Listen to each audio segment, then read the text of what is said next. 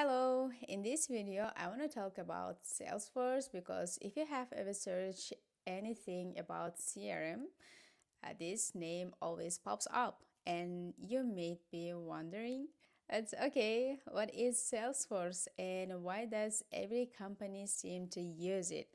Let me explain it in a super simple way. So, Salesforce is basically the most popular CRM platform in the world.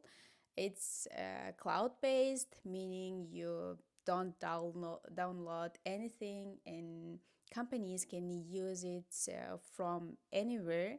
And honestly, the main reason the people love Salesforce is because it keeps all customer information organized and easy to use it. Sales teams use it to track leads and deals. Service team use it to help customers and move faster. Marketing teams it's to send better and more personalized messages. Commerce teams it for the online shopping experience. The basically everyone in a company can use Salesforce. And the cool thing is all these teams see the same customer information. Nothing is lost, nothing is confusing, everything is connected. So yeah, that's why Salesforce is a big deal.